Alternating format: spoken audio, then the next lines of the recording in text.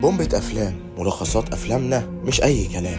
فيلمنا بيبدأ مع واحد فتح اللابتوب بتاعه وشغال شغله عادي، وبيكون اسمه مارك. عمنا مارك ده بيلفت نظره حاجة غريبة جدا، وهو شغال الماوس بيخرج من اللابتوب وبيطلع على الحيطة، فبيحاول إنه يجرب تاني، ولما بيجرب تاني بيطلع الماوس على الحيطة تاني، فيمكن بيتهيأله. فبيجي في دماغه فكرة إنه يشوف السهم ده هيعمل مفعول في الحقيقة ولا لأ. فبيقرب السهم ناحية الكوباية وبيكليك يمين عليها، الكوباية بتروح واقعة على الأرض وبتغرق زمايله كلهم. فبيبص لهم كده وبيقول لهم عادي يا جماعة، ما حصلش حاجة، ده أنا من غير قصدي وقعتها. فبيفرح عمنا مارك إن تجربته نجحت، فبيبص حواليه تاني كده وبيبتسم ابتسامة غريبة. فبيلاقي ورقة، فبيقف على الورقة دي بيكتشف إنه يقدر يكتب على الورقة دي أي حاجة هو عايزها. الورقة دي بتبقى تحذير إنه اتأخر على الشغل كذا مرة، فبيمسح الكلام ده وبيكتب لنفسه علاوة وترقية، وبيمسك الورقة وبيفضل يضحك بصوت عالي، وزمايله كلهم مستغربين وبيقولوا عليه مجنون. فبيبص لهم كده بيقول لهم يا جدعان، الورقة فيها نكت، أنا بقرا نكتة، تسمعوا نكتة؟ وبص في اللابتوب بتاعه وكمل شغل عادي، وبياخد اللابتوب بتاعه وبيخرج وبيشوف بنت حلوة قاعدة بره. فبيفكر في فكرة شريرة، مسك الماوس بتاعه وقرصها من رجليها. فبسرعة البنت قامت وجريت وهي مش فاهمة أي حاجة من اللي بتحصل. وبعد كده بيطلع لصاحبه وبياخده من وسط الصحبة الجميلة بتاعته، وطلعوا على السطح وابتدى يحكي له كل حاجة حصلت. طبعا صاحبه افتكره الأول بيهزر، لحد ما أثبت له بإنه غير يافطة الشركة ليافطة مكتوب عليها عم منفاخ بتاع الفراخ. فصاحبه بينبسط قوي، بيقول له بقول لك ايه، اعمل لنا اي حاجة تاني. فشاف العربية بتاعت المدير بتاعه فداس عليها وابتدى يصغر حجمها حبة في حبة لحد بقت قد العربية اللعبة. وصاحبه بيقول له والنبي كمان واحدة، اعمل لنا أي حاجة. فبيقف على الحيطة وبينسخ الحيطة وبيحطها مطرح الشباك، وبكده الشباك اتقفل.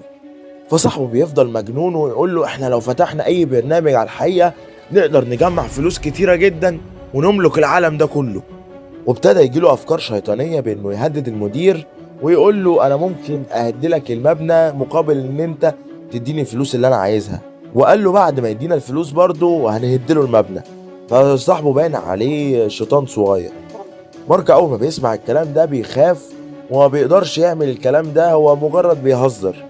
لحد ما بنشوف المدير بينزل تحت وبيلاقي عربيته مختفيه، لحد ما بيدور يمين شمال وبيبص تحتيه بيلاقوا عربيته بقت العربية اللعبة الصغيرة اللي احنا شفناها من شوية. وفي وسط ما كل ده بيحصل صاحبه الخرابة ده ابتدى يقول شوية أفكار شيطانية، زي احنا ممكن نخفي جيش كامل بدوسة زرار واحدة، واحنا ممكن نسحب ونسرق فلوس من البنك من غير ما حد ما يعرف، وممكن نكبر حجم الفلوس لحجم كبير جدا ونضاعف الفلوس كمان. طبعا مارك خايف جدا من صاحبه وأفكار صاحبه، فابتدى يدوس على علامة التحديد اللي عمل بيها العربية وصغرها، وابتدى يحدد على صاحبه واحدة واحدة. وبعد كده داس كنترول اكس. المشكلة بقى انه ما كانش محدد على جسمه كله، فايديه ما اتحددتش معاه واتقطعت. وايديه بعد ما اتقطعت مارك خاف جدا ومعرفش يتصرف، ايديه راحت وقع على الارض، وقع على العربية، والدم بتاع ايديه طرطش على الناس كلها. فبسرعة الناس بتتجمع حوالين المنظر ده وبتبقى مخضوضة جدا، وبتكلم الإسعاف والبوليس علشان المنظر ده مش طبيعي. والناس بتبقى واقفة وشايفاه وبيقولوا له هنجيبك وهنبلغ عنك.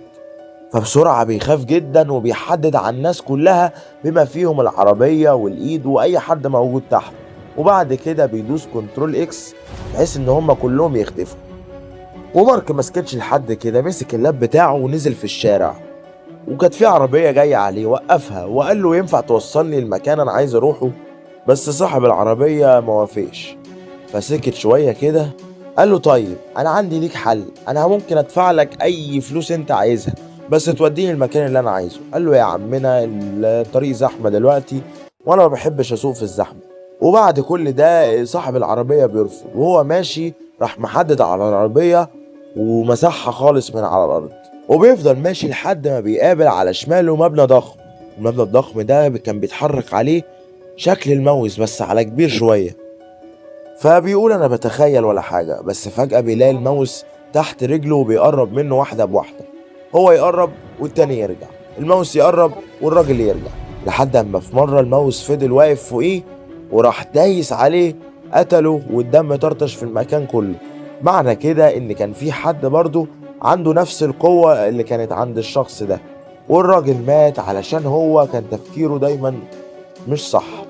بس كده الفيلم خلص. لو عجبك الفيلم ما تنساش تعمل لايك واشتراك للقناة وتفعل زر الجرس علشان يوصلك كل جديد. يا ريت تتفرج على الافلام اللي فاتت وتستنى افلامنا اللي جاية. بس كده، سلام.